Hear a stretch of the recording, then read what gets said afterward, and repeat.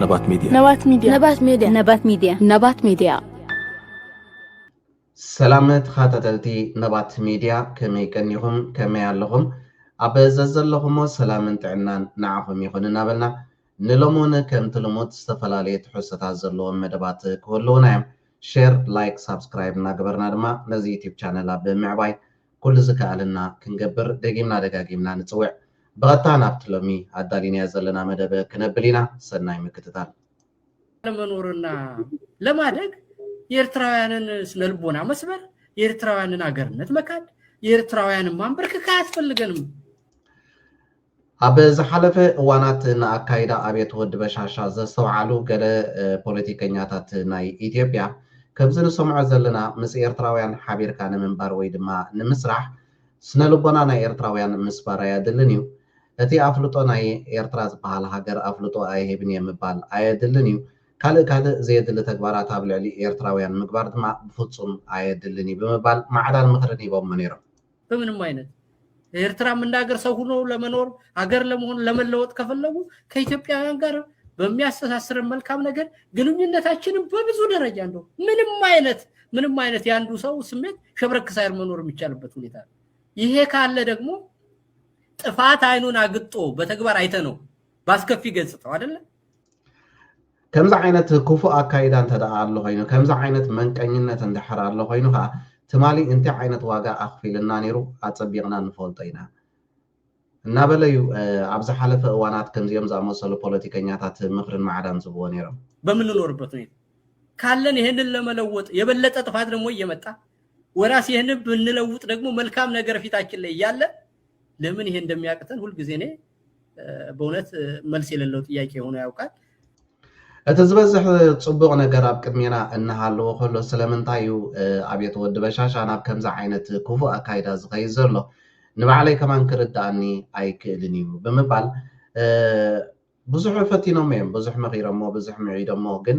ዝሰማዕ ኣይኮነን። ህፃን ኣብየት ወዲ በሻሻ ብተደጋጋሚ ናይ ጥፋት መንገዲ ጥራይ እዩ ዝመርፅ ነይሩ። ናይዞም ፖለቲከኛታት ድማ ሕጂ ድሕሪ ክንደይ ዓመታት ተረዲእዎ መስለኒ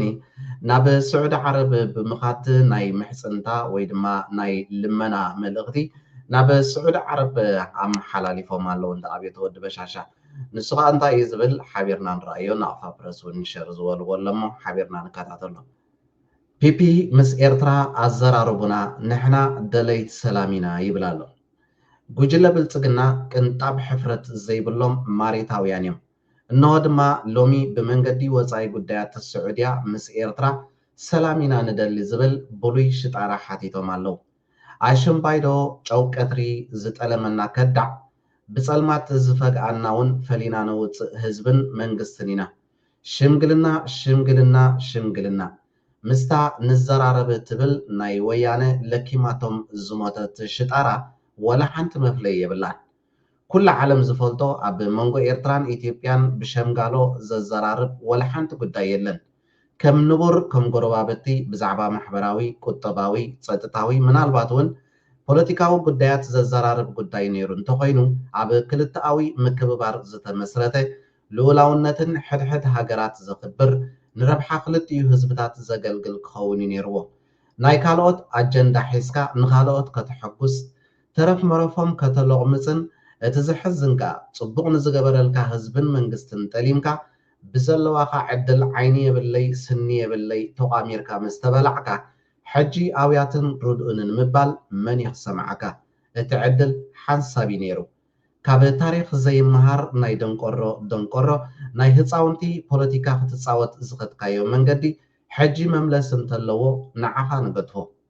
ናብ ካልእ ጉዳይ ምስ ንሰግር ድማ ብዛዕባ እዚ ስየ ብርሃ ዝበሃል ከዓ ሕፅር ዝበለ ቪድዮታት ክንርኢ ኢና።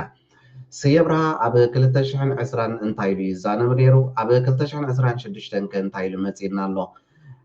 ሓፈሻዊ ድሕረ ባይታ ናቱ ከእንታይ ይመስል ከዓ ሕፅር ዝበለ ቪድዮ ክንርኢ ኢና።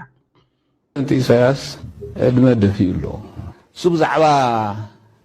بعد ما يزارب له عسى بدأ عرب قميص اللينين وعلى حديو دجن إرتراويان تدراوي دجن إرتراويانون دجن تجارون إرتراويان دبرسيان كذا خطة لزرلو ما قد يتخكلي ኤርትራውያን ትግራይ ዓድኹም እያ ይብሎም ኣሎ استراتيجي يسرح درنا كوينات استراتيجي يسرح ازي عبد 2020 نستزاربو زربا اندي بحفشو بزعبا ناي غداي بادم مستلحلون كاب غداي بادم تزاربو غداي ኤርትራውያን بزعبا نخاد هاجر هيبوم زلو ወደ بعሰብ ዘይዛረቡ በመባል በተዛዋዋሪ መንገዲ ካብ ባድመ አይን ወጽኒና ዛ አይነቱ ዘረባታቱን ተዛሪቡ ነይሩ እዚ 2020 ደጀን ናይ ህዝቢ ኤርትራ ህዝቢ ትግራይ ደጀን ህዝብ ትግራይ ድማ ህዝቢ ኤርትራ እዩ ስለዚ እዚ ህዝብታት እዚ ነንሕድሕዱ ክደጋገፍ ኣለዎ በመባል ወን ተዛሪቡ ነይሩ እንታይ ስለስተረኸበ ዳይ ብዚ ሰዓት እዚ 2026 ከ አንጻሩ ተዛረብ ዘለኻ ንስማዕ እየ እዚ ጽምሎ ኩናትን ብቀረባ ከቀነባብሮ በቶም አንቶ በሐራም ዝወሰልክዎም መወልቲ توكيل زلو إساياس مرحو ناي إرترا منغسي سمعنا هذا زي لغبات سي أبرها زبال كمزا عينت لغبات سب تراين تسميعن وناي فلتني تمالي حزب تقراين حزبي إرتران تدقاقفو زغيد حزبينا نحرحرو دجان زغاون حزبي زبال زنبره حجي بتكبر نزي مسرائيو عينو دملي ومالتي اتتمال تزاربو قدمي حموشة شدشت عامة درورة سيعوه إذا هزب زي كلتيو ويدمان نحر حدوان كدقاقا في يقول المبالقع كزارب سميعنا بحاطيرو إذا سيا عبرها زبهال كمانيو مغنياتون زوم حوحات زبهالون اسم بارايو ناي شعبيان بمبال تزاريبون يرنديو نعوز ملكتون كال توساق فيديو لنا اسكن اسمعيه حجي سميعهم دو نزوم حجي زلو مراحة حوحات انتايلو جيلاتاتنا شعبيان يلو نسخا خنتاي نيركا نسخا سحل كيكا تسلطن كلخا كاب اديس ابا يونيفرسيتي متيخا نا برخاتات تግራይ ወሪድካ ካላሽን ይብልካ ዕድቅ ይብልካ ገለ ይብልካ ናብ سحل كيكا تسلطن كلخا ኣብ سحل كيكا تسلطن كلخا ናይ መንጊላ ነርካ ስለዚ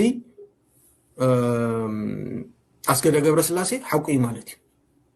በዓል ንስኻ ጊላና ሻዕቢያ ኹም ነርኩ نسخان ود خماخان مجمريا خبرخاتات تግራይ መጽሁም ናብ በረኻታት ኤርትራ ተኣቱ كلهم ዝተሰአልኩም ወስእሊ ዝገበርኩም ሃራም በጫማ ዝነበረኩም ቁምጣ ብሙሉ ዕድመን ናይ ኤርትራ ቤተ መዘክር ከይና ሪና ስእሉهم ማንም ዘይራአዩ ስእሊ ምናልባት ካብ ተጋሩ ንባህል ሰባት ማክሲማም I don't know ملزينا انه على ري وري تسالي አይፈልጥም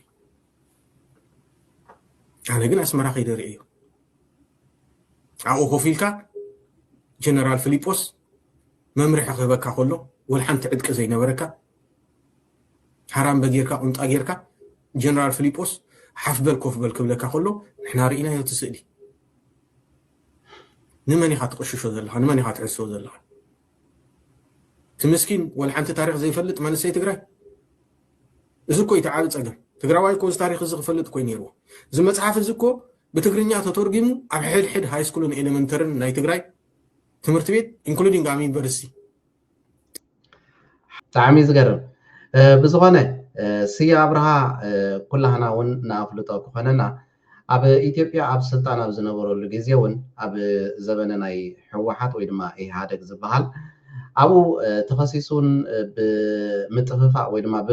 ببلشونا نا ببيت فرد قريب وخمس نبرة قال توساق فيديونا لنا أنا أخبركم نصوص لزلوا قرحنتي دمام زم حوحات زبال زلوها بتدقاقامي نا بزيد اللي مسح حابزاتون بخمس مخنياتي قرحنت سلازلوا قيم سلازلوا برن حزب تقراي حالي كونه ويدما نحزب يرترا زملكت كزاربون كلون نحزب يرترا حالي كونن اسكي نايتي بلشونا زغورو اب ኢትዮጵያ ዘጠፋፎ حصل ዘለ ቪዲዮ ለና አውጥነብለኩም ጤና ይስጥልን እንደምሰነበታችሁ የሀገር ቤቱን ዜና ቀጥለን እናቀርባለን መንግስት በሀገራችን እየተንሰራፋ ያለው ሙስና ለመዋጋት በጀመረው እንቅስቃሴ በመንግስት ሀብት ምዝበራ ተሳትፏል ያላቸውን ከፍተኛ የመንግስት ባለስልጣናትና ከባለስልጣናቱ ጋር በመመሳጠር ህገወጥ ብልጽግና አግኝተዋል ያላቸውን አንዳንድ ነጋዴዎችን በቁጥጥር ስር አውሎ ችሎት ፊት ማቅረብ ጀምሯል ለዝርዝር ዘገባው ሳሙኤል ፍቅሬ እዚህ በየማን ነው የደለና ጻዕዳ ጃኬት ዝገበረይት ሲየ ብርሃን ብሎ ዘለና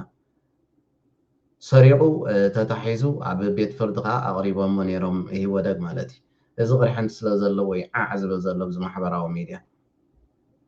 ብራቸውን ከፍተኛ የመንግስት ስልጣን ተገን በማድረግ በጥቅምና በዝምድና ከተሳሰሯቸው የተለያዩ ነጋዴዎች ጋር በመመሳጠር በመንግስት ሀብት ላይ ምዝበራ ለመፈጸማቸው ማስረጃ አለኝ በማለት ፖሊስ ባለፈው ማክሰኞ በቁጥጥር ስር ካዋላቸው ባለስልጣናት መካከል የኢህአዴግ ምክር ቤትና የህወሓት ፖሊስ ቢሮ አባል የነበሩት አቶ ስዬ አብርሃ በሚኒስትር ማዕረግ በጠቅላይ ሚኒስትር ጽህፈት ቤት የክልል ጉዳዮች ዘርፍ ኃላፊ የነበሩት አቶ ቢቶ በላይ የመንግስት የልማት ድርጅቶች ተቆጣጣሪ ባለስልጣን ኃላፊ የነበሩት አቶ አሰፋ አብርሃ ይገኙበታል። በተለያየ የንግድ ስራ ከተሰማሩ ነጋዴዎች መካከልም የስታር ቢዝነስ ግሩፕ የምፋም ትሬዲንግ የጌታ ትሬዲንግ ኃላፊነቱ የተወሰነ ግል ኩባንያ ባለቤቶች ይገኙበታል። ፖሊስ ተጠርጣሪዎቹን በቁጥጥር ስር በመዋል ቀደም ሲል ያሰባሰበውን ማስረጃ አጠናክሮ ምርመራ ለማድረግና ለሚመለከተው የህግ አካል ለማቅረብ ከፌደራሉ የመጀመሪያ ደረጃ አንደኛ ወንጀል ችሎት የጠየቀባቸው የተለያዩ መዝገቦች ላይ እንደገለጸው እስካሁን አለኝ በሚለው ማስረጃ መሰረት ከ420 ሚሊዮን ብር በላይ የመንግስት ሀብት ተመዝብሯል። አቶ ስዬን ጨምሮ በእነ አቶ ምህረት አብ አብርሃ መዝገብ እንደቀረበው የምፋብ ትሬዲንግ ባለቤቶች ከተባባሪዎቻቸው ጋር በመሆን ከቦሌ ንግድ ባንክ ቅርንጫፍ ኃላፊዎች ጋር በጥቅም በመተሳሰር 5 አሮጌ የጭነት ተሽከርካሪዎችን በ7 ሚሊዮን 459784 ብር በባንኩ ገማቾች በማስገመት 4 ሚሊዮን 650116 ከ80 በብድር ወጪ ሆኖ ተሰጥቷቸው ለግል ጥቅማቸው አውለዋል። የጣና ትራንስፖርት ድርጅት ከመንግስት ደንብና አሰራር ውጪ ለመፋም ትሬዲንግ ኃላፊነቱ የተወሰነ የግል ማህበር 10 መኪና በስጦታ እንዲሰጣቸው አድርጓል የሚል ይገኝበታል። በእነ አቶ ቢቶ በላይና በአቶ አሰፋ አብርሃ ላይ የቀረበው የፖሊስ መዝገብ ደግሞ ባለስልጣናቱ ከነጋዴዎች ጋር በመሆን የደብረ ዘይት ዱቄት ፋብሪካ፣ ጣይቱ ሆቴል፣ ሐረር ማተሚያ ቤት፣ ጉለሌ ሳሙና ፋብሪካ፣ አባይ መስክ ለስላሳ መጠጥ ፋብሪካ፣ አዲስ ለስላሳ መጠጥ ፋብሪካ፣ ቅዱስ ጊዮርጊስ ቢራ ፋብሪካ ከመንግስት ባለቤትነት ወደ ግል ይዞታነት በሽያጭ ሲዛወሩ የተከናወነው የጨረታ ሽያጭ ህገወጥና የተጨበረበረ ለመሆኑ የተገኙት የሰውና የሰነድ ማስረጃዎች ያመለክታሉ ብሏል ፖሊስ። ከምዚ ክንሰምዖ ክንከታተሎን ዝፀናሕና እዩ እዚ ስዬ አብርሃ ዝበሃል ዘሎ ወላ ኣብ ስልጣን ኣብ ዝነበረሉ ግዜ እውን ናብ ስርቅን ምጥፍፋእን ተዋፊሩ ዝነበረ ሰብ ሓደ መደናገርን ልቑማፅን ዝነበረ ሰብ እዩ ማለት እዩ። ሕጂ ኣብዚ ማሕበራዊ ሚድያ መፂኡ ዓንገረር እንተበለ ንብዓት ሓርገፅ እንተነብዐ ትርጉም ዘለዎ ይኮነን። ምክንያቱ ንዝፈልጦ እቲ ዝብሎ ዘሎ እቲ ዝኸዶ ዘሎ ኣካይዳ ይርድኦ እዩ። ነቲ ዘይፈልጦ ሰብ ግን የደንግፆ ይኸውን። በዓል እዚኣቶም ዝሰርቕዎ በዓል እዚኣቶም ሚልዮናት ዶላራት ዝኣከብዎ ሕጂ ኣብዚ እርጋኖም ኮፍ ኢሎም ኣብ ካልእ ሃገር ተሰዲዶም ቀሲኖም ብዘይ ሽግር ዝበልዕዎ ዘለው ገንዘብ ህዝብን መንግስትን ናይ ኢትዮጵያ እዩ። በዓል እዚኦም ዝኣገድዎ በዓል እዚኦም ዝሰርቕዎ ከዓ እዚ ንሪኦ ዘለና ህዝቢ ትግራይ ወሪድዎ ዘሎ ኣደራዕ ሓሳረ መከራ ንክወርድ ከዓ ናይዚኦም ተራ ናይዚኦም ግደ ከዓ ዓብ ነይሩ። በዓል እዚኦም እዮም ንህዝቢ ትግራይ እዚ ንሪኦ ዘለና ደረጃ ንክበፅሕ እዚ ዘለዎ ኩነታት ንክፍጠር ዝገበሩ ከዓ በዓል እዚኦም እዮም። ምክንያቱ ኣብ ስርቅን ምጥፍፋእን ዝተዋፈሩ ብስም ህዝቢ ትግራይ ዝሽቁጥን ዝነጉድን ዝነበሩ ጓሓላሉ ስለ ዝኾኑ ንሎሚ ኣዳሊንያ ዝነበርና መደባት ነዚ ዝተኸታተልኩሞ ይመስል ነይሩ። ኣብ ቀፃሊ ብካልእ ፍልይ ዝበለ መደብ ክሳብ ንራኸብ ኣብዘ ዘለኹሞ ሰላምን ጥዕናን ንዓኹም ይኹን። ነባት ሚድያ